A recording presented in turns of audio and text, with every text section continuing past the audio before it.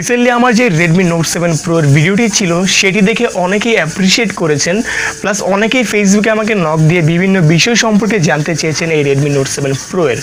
Major of the question ছিল এটার ক্যামেরাকে নিয়ে, বিকজ আমরা কিন্তু সবাই এটা ক্যামেরাকে নিয়ে এক্সাইটেড। সো অনেকেই কোয়েশ্চেন করেছেন ক্যামেরা রিলেটেড কোয়েশ্চেন, লাইক এটার মধ্যে যে 48 মেগাপিক্সেল রিয়ার সেন্সরটা রয়েছে সেটার পিছনে টেকনোলজি সম্পর্কে জানতে চেয়েছেন, প্লাস জানতে চেয়েছেন যে রেডমি নোট 7 যে চাইনিজ বেস ভার্সনটা রয়েছে যেটার মধ্যে ইউজ করা হয়েছে 48 মেগাপিক্সেল, প্লাস যে রেডমি নোট 7 প্রো যেটা রয়েছে যেটার মধ্যে অলসো ইউজ করা হয়েছে 48 মেগাপিক্সেল, এদের মধ্যে ডিফারেন্স সম্পর্কেও জানতে চেয়েছেন। এছাড়া আরেকটা কোয়েশ্চেন ছিল যে megapixel doesn't matter.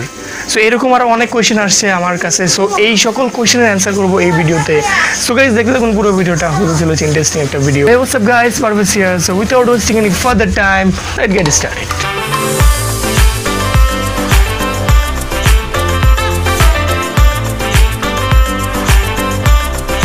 Alright, video শুরুতে একটা কথা বলে নিই, আপনি যদি আমার চ্যানেলে নতুন ভিউয়ার্স হয়ে থাকেন আর যদি চ্যানেলটিতে সাবস্ক্রাইব করে না থাকেন তাহলে নিচে দেখেন একটা সাবস্ক্রাইব বাটন আছে, সেখানে ঘুষি মারেন, লাগতে পারেন, যেটাই করুন না কেন জাস্ট সাবস্ক্রাইবটা করে দেন। অলরাইট, এখন আসলে ভিডিওর টপিকে। সো প্রথমে যে কোয়েশ্চেনের অ্যান্সারটা করবো সেটা হলো যে how does the 48 megapixel works, মানে 48 মেগাপিক্সেল কীভাবে কাজ করে, এটার পিছনে টেকনোলজিটা কি। সো এখানে যেই 48 মেগাপিক্সেলটা রয়েছে সেখানে রয়েছে 6 পিস লেন্স রয়েছে, প্লাস একটা অ্যাপারচার রয়েছে যেটা f1.79 অলমোস্ট f1.8, এই অ্যাপারচারটা ইউজ করা হয়েছে অ্যান্ড থাকতেছে সনি IMX586 সেন্সর। এই সেন্সরটি 48 মিলিয়ন পিক্সেল সহ পিকচার ক্যাপচার করতে সক্ষম। সো এখন পিক্সেল ব্যাপারটা আপনাদেরকে ক্লিয়ার করে দিচ্ছি যে পিক্সেল ব্যাপারটা কি।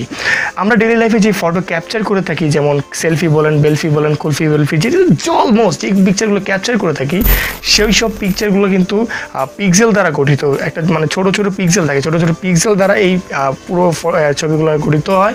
সো এই পিক্সেলের সংখ্যা যত বেশি থাকবে তত বেশি পিকচারের ডিটেলস পাওয়া যাবে। তেমনি এই সনি IMX586 সেন্সর ক্যাপচার করতে পারে 48 মিলিয়ন পিক্সেল, যার মাধ্যমে পিকচারের যেই ডিটেলসগুলো রয়েছে সেটি ভালো পাওয়া যাবে। প্লাস অন্যান্য রেজলিউশনের যেই ক্যামেরাগুলো রয়েছে সেইগুলো ক্যামেরার কম্পেয়ার করলে আপনি 48 মেগাপিক্সেলের যেই সেন্সর দ্বারা সনি IMX586 সেন্সরের দ্বারা যে পিকচার ক্যাপচার করেন সেগুলোতে ভালো জুম করতে পারবেন। সো এখন একটা ইন্টারেস্টিং বিষয় নিয়ে বলতে চাচ্ছি, সেটা হলো যে রেডমি নোট 7 যেটা চাইনিজ ভেরিয়েন্ট রয়েছে আর রেডমি নোট 7 প্রো যেটা রয়েছে সেটার মধ্যে কিন্তু দুটার মধ্যে 48 মেগাপিক্সেল ইউজ করা হয়েছে। তবে এইখানে একটা ডিফারেন্স রয়েছে, সেই ডিফারেন্সটা হলো যে রেডমি নোট 7 যেই 48 মেগাপিক্সেলটা ইউজ করা হয়েছে সেটা থাকতেছিল স্যামসাংয়ের GM1 সেন্সর মেবি, আর যেটা রেডমি নোট 7 প্রোতে ইউজ করা হয়েছে সেটার মধ্যে থাকতেছিল সনি IMX586। সো বলা যায় যে স্যামসাংয়ের GM1 সেন্সর প্লাস থাকতেছিল সনি 586, তাহলে কোনটা better? Obviously Sony IMX586 better, because যে স্যামসাংয়ের GM1 সেন্সরটা রয়েছে সেইটা বায়ার ফিল্টার টেকনোলজির উপর বেস করা, যেটা প্রতি 4টা পিক্সেলকে একটা পিক্সেলে কম্বাইন করে পিকচার ক্যাপচার করে, যেটা অলমোস্ট মানে 12 মেগাপিক্সেলের রেজলিউশনে আসে। আর যেটা সনি IMX586 রয়েছে সেটা এক্স্যাক্টলি 48 মেগাপিক্সেলের রেজলিউশন দেওয়ার সক্ষম, মানে দিতে পারে 48 মিলিয়ন পিক্সেল ক্যাপচার করতে পারে এই সনি IMX586। ছিল total technology behind the 48 megapixel rear sensor. So এখন নেক্সট কোয়েশ্চেনের দিকে আসি, যেটা হলো megapixel doesn't matter. I am also agree about it, তবে এটা সব ক্ষেত্রে না। মানে এখানে যে সনি IMX586 সেন্সর রয়েছে সেটা ক্যাপচার করতে পারে, যেটা আমি বললাম 48 মিলিয়ন পিক্সেল ক্যাপচার করতে পারে। সো এখানে যদি 12 মেগাপিক্সেলের সাথে কম্পেয়ার করেন সে কিন্তু 12 মিলিয়ন পিক্সেল আপনার ক্যাপচার করতে পারে। এখন একটা ইন্টারেস্টিং কোয়েশ্চেন আসতে পারে, সেটা হলো যে গুগল পিক্সেল 3 বা গুগল পিক্সেল 3 XL যেটাই বলেন না কেন আর যে নোট 7 প্রো রয়েছে সেটার মধ্যে কোনটা ভালো পিকচার ক্যাপচার করবে? সো এটা definitely Google pixel 3 XL।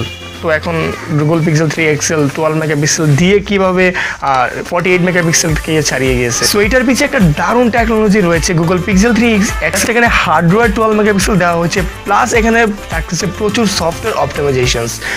So software ভালো অপটিমাইজেশনের কারণে অ্যান্ড ভালো কিছু হার্ডওয়্যারের কারণে গুগল পিক্সেল 3 XL 12 মেগাপিক্সেলের মাধ্যমেও ভালো কাজ করতে পারে। আর হ্যাঁ, ডেফিনেটলি মেগাপিক্সেল অনেক বেশি ম্যাটার করে একটা ক্যামেরার ক্ষেত্রে। সো ক্যামেরার মধ্যে যদি মেগাপিক্সেল ভালো দেওয়া হয়, আপনার অপটিমাইজেশনস ভালো না থাকে, তাহলে মেবি ওইটার যে ফুল পারফরমেন্স, যে মেগাপিক্সেলের যে সেন্সরটা রয়েছে সেটার ফুল পারফরমেন্স পাওয়া যাবে না। আর যদি স্মার্টফোনের মধ্যে থাকে ভালো হার্ডওয়্যার প্লাস সফটওয়্যার অপটিমাইজেশনস, তাহলে ফুল একটা ভালো পারফরমেন্স পাওয়া যাবে, যেটা গুগল পিক্সেল 3 XL করে দেখাচ্ছে যে 12 মেগাপিক্সেল কত ভালো পিকচার ক্যাপচার করতেছে। সো এটাই বলতে চাচ্ছি যে মেগাপিক্সেল ম্যাটার করে, সেই সাথে ম্যাটার করে যে অপটিমাইজেশন যে ব্যাপারটা রয়েছে সেটাও ম্যাটার করে। এছাড়া আরও কিছু কোয়েশ্চেন ছিল, যেমন এই 48 মেগাপিক্সেলের যে রেজলিউশন রয়েছে সেই রেজলিউশনে কি পোর্ট্রেট মোড পিকচার ক্যাপচার করা যাবে? সো এটার অ্যান্সার না। এটার মধ্যে জাস্ট খালি একটা মোড থাকবে, সেই মোডে গিয়ে আপনি খালি 48 মেগাপিক্সেল দ্বারা পিকচার ক্যাপচার করতে পারবেন, যে পিকচারের মধ্যে থাকবে অলমোস্ট 48 মিলিয়ন পিক্সেল। সো এই ছিল কিছু কোয়েশ্চেন যেগুলো আমার ফেসবুকে নক দিয়ে মেজর অফ দ্য পিপল আমাকে কোয়েশ্চেন করেছেন। সো আপনার যদি আরও কোয়েশ্চেন থাকে এই স্মার্টফোন সম্পর্কে, ক্যামেরার সম্পর্কে, সেটা নিচে ডিসক্রিপশন এটা নিচে কমেন্ট করে জানাতে পারেন। আর যদি আপনি নোট 7 প্রো সম্পর্কে আরও বিস্তারিত জানতে চান, সেটা সম্পর্কে আমার এক্স্যাক্টলি ভিডিও বানানো আছে, সেটি আই বাটন থেকে দেখে নিতে পারেন।